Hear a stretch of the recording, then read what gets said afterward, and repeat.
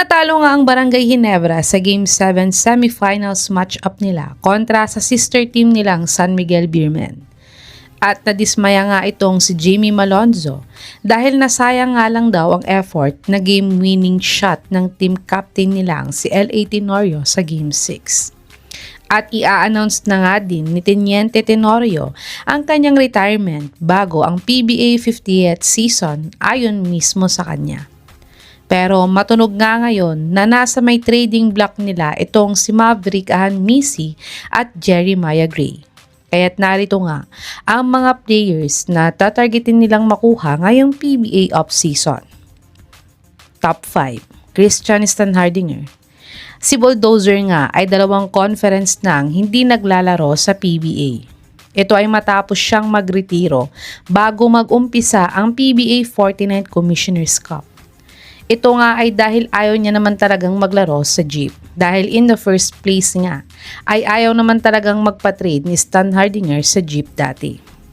Kaya't madaming fans nga ng Ginebra ang nagre-request na ibalik na lang nila itong si Stan sa Ginebra para sa next season ng PBA.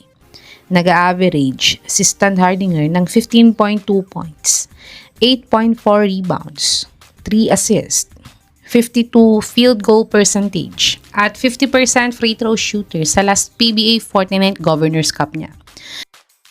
Panoorin natin ang mga best basketball game highlights ni si Stan sa Terra Firma kung kaya niya pa bang tulungan ang Ginebra next PBA season.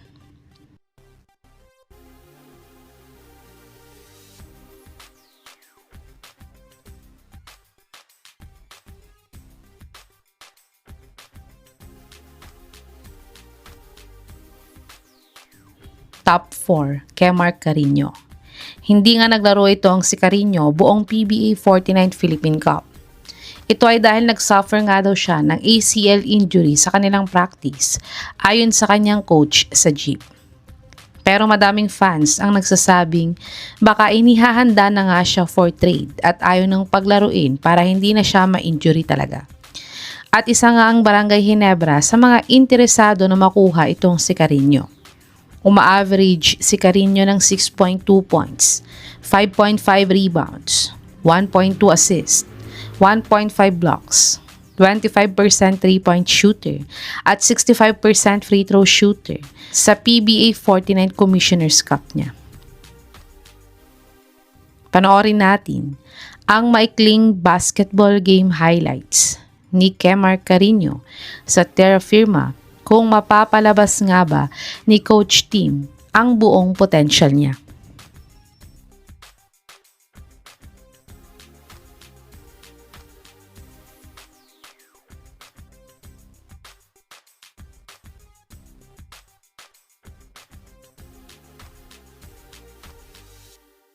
Top 3, Cade Flores. Maganda nga ang performance ni Flores sa PBA 49th Philippine Cup dahil wala nga silang import dito at hindi din naman gaanong naglaro ang star player nilang si Arvin Tolentino. Dahil paalis na nga siya sa Northport dahil sa KBL na siya maglalaro next season. Kaya't si Flores nga lang ang naging katulungan ni Monson buong conference. Dahil pati din si Will Navarro ay na-trade nga sa Magnolia Hotshots. Kaya't dahil dito nga ay naging interesado ang Ginebra dito kay Flores na makuha sa team nila.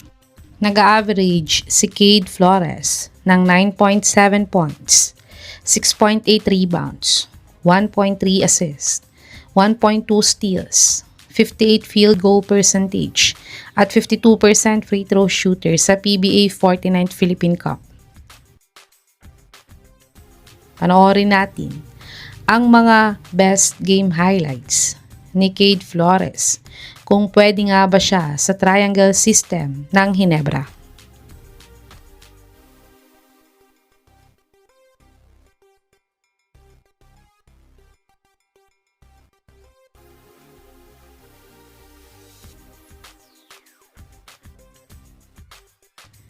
Top 2, Kaylan Tiongson. Si Tiongson nga ay isa sa mga star rookie ni Coach Yeng Giao. Maganda nga ang pinakita ni Kaylan buong PBA 49th season. Kahit nga kinakapos sila palagi sa semifinals. Pero nagkaproblema nga din sila sa kontrata niya bago siya nag-sign ng rookie contract niya sa Rain or Shine. Dahil gusto sana ni Kyung-son ng mas mataas na offer, sana gaya ng naglalaro pa siya sa overseas dati. Kaya't kung hihiling nga ng mas mataas na sweldo itong si Kyung-son, ay baka mapilitan din ng Rain or Shine na i-trade siya next PBA season. At isa na nga ang Barangay Ginebra sa mga gustong-gusto na makuha itong si Kyung-son. Si Kyung-son ay nag-average ng 13.2 points, 5 rebounds, 2.4 assists, 0.3 steals, 0.6 blocks, 38% 3-point shooter, 58% free throw shooter sa kanyang PBA 49th Philippine Cup. Panoorin natin ang mga pinaka-latest highlights ni Kaylan Kyung-son sa PBA kung gaano nga ba siya kagaling na player.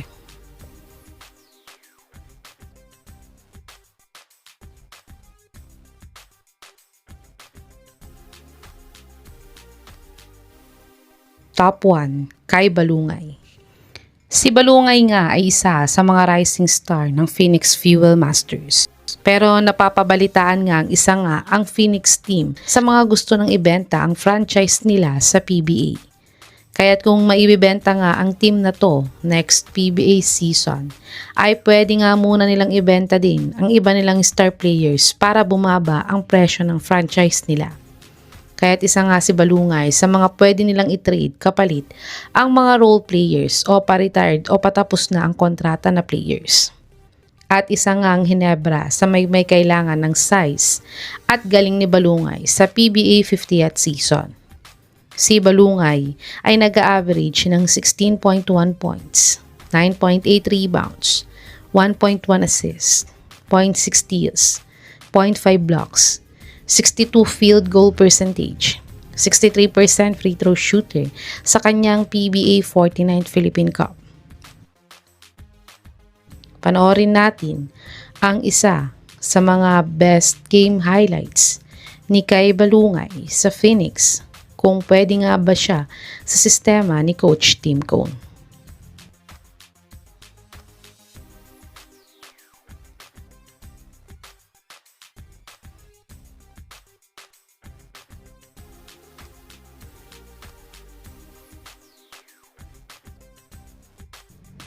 Ito ang mga top trade targets ng Barangay Ginebra ngayong PBA off-season. Sa tingin niyo mga kababos, sino sa mga players na to ang dapat makuha ng Ginebra para mas lumakas sila next PBA season? I-comment niyo na po yan sa baba.